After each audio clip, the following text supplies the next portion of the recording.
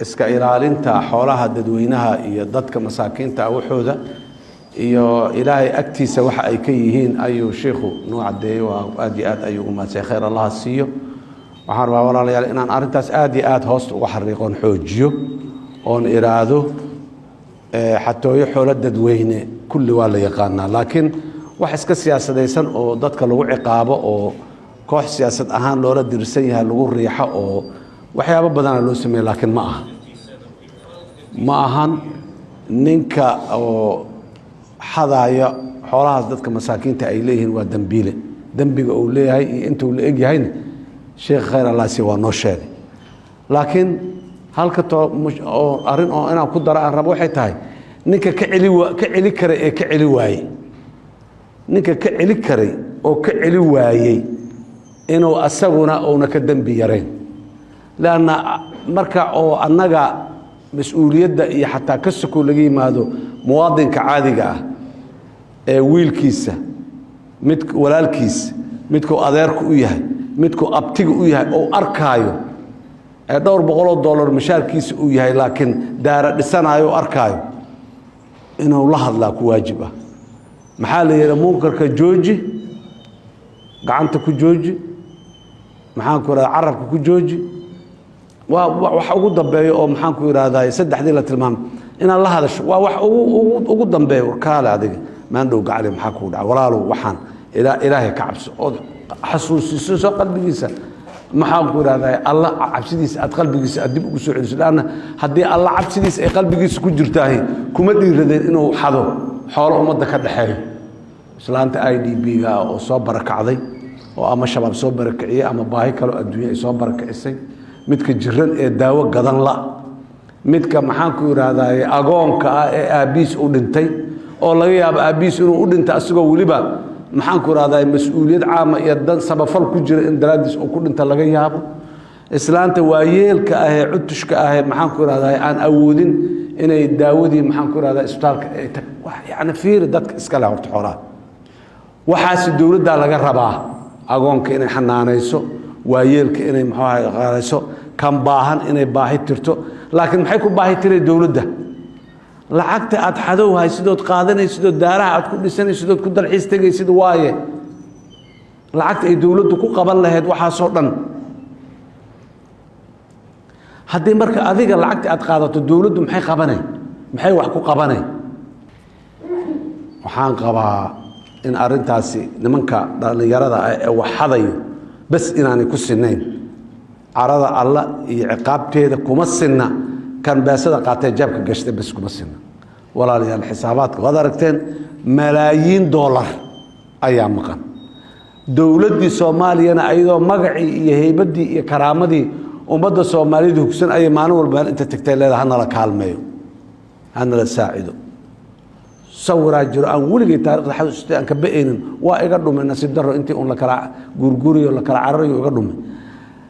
gabar Japanese Japan of all the people dadka adduunyada ku nool oo bal eeg Japan iyo Soomaali intay isku jiraan distance ma farqiga dhulka u dhaxeeya maana dad ahaan iyo faham ahaan iyo aqoon ahaan iyo intay isku waa huba dadka Japanese-ka boqolkiiba inta badan magaca Soomaali xataa ma yaqaanaan jidka magaalada Tokyo taagan ee weel yar saas u haysto geed baaquli ama madiibad yar saas u haysto ay dhinac uga qoran tahay kaalmee Soomaaliya help Somalia aku qoran jidkeena taagan tahay meel supermarket qof ka soo baxo oo sunuudiya supermarket ku soo noqotay oo meesha shalaq ku siinaa ilaahay ku dhaariya mana qabataa mana ay dadkeedii meeshaas miyaan gaarsiisanahay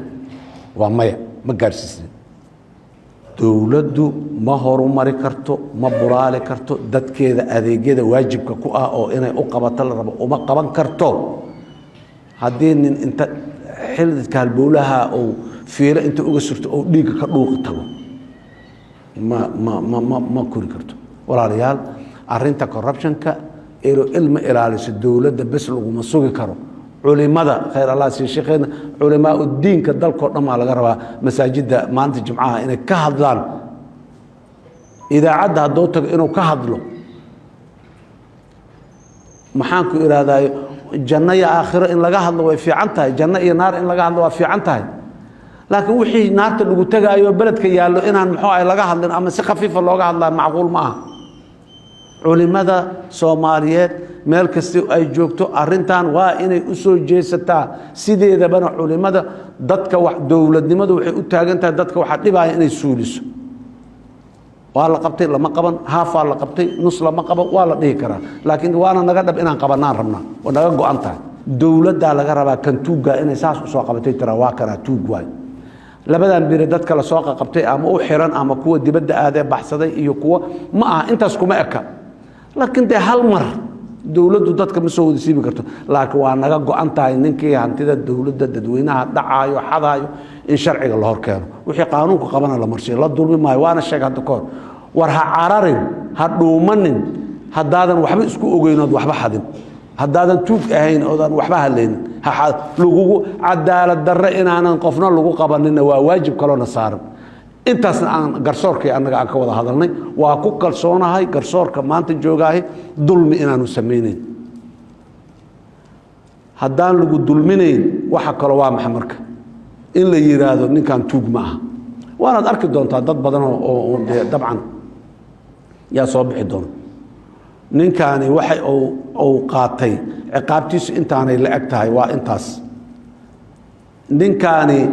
wixii uu qaatay ciqaabteedu intii hadda uu xirnaayay la mid tahay ay la eg tahay waaba la sii daayay maya wax badan 20 sano lagu xukumay 10 sano lagu xukumay 5 sano lagu xukumay waxba ma qaadan waa lagu waayay waa lagu cadeey waayay ninkan inuu tuug yahay taas macnaheedu waa maxay shahaada la siiyay ninkan inuu nin aamin yahay waxba lagama biin ha cararin dul qaado shahaado weyn oo inaadan tuug ahayn yaa lagu in maalin maxkamadda horteeda aad istaagtay dambi ma aha maalin inaad cadaaladda hor istaagtood garantay dambi ma aha